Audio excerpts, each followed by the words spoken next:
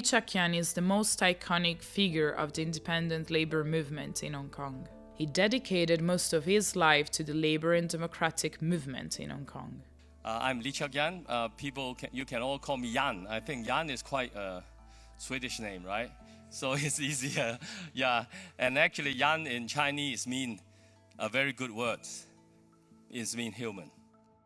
Lee was the former General Secretary of the Hong Kong Confederation of Trade Unions and former chairman of the Hong Kong Alliance in support of patriotic democratic movements of China.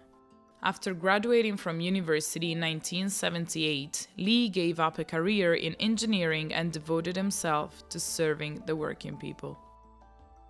Later, he joined the Hong Kong Christian Industrial Committee, where he sought compensation for back wages and severance pay for manufacturing workers.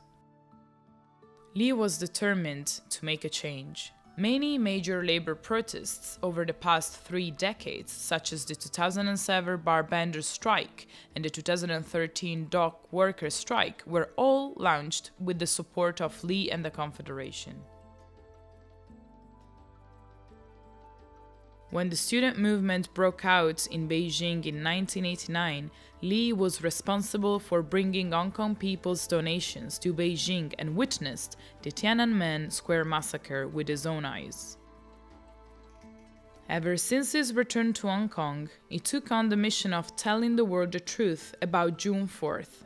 If the Chinese government asks the Japanese government to learn from history, they themselves should also learn from history, especially the history of June 4th. But what we see is the regime try to suppress any remembrance of June 4th or any open mourning activity in China. And so we are asking for that the Chinese government should themselves also learn from history.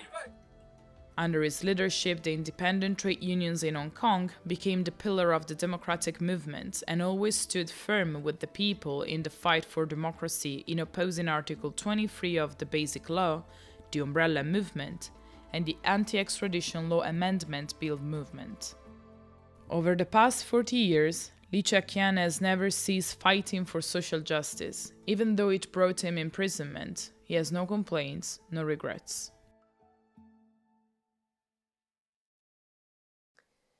Lee Cheuk-yan is a giant amongst our global union family. The ITUC stands fully in support of his lifelong commitment to the fight for democracy, for human and labour rights. These rights have not only been denied to the Hong Kong Council of Trade Unions trying to organise, indeed as the UN Charter of Human Rights allows, I can think of no one more deserving of the Silver Rose Award than our brother Lee.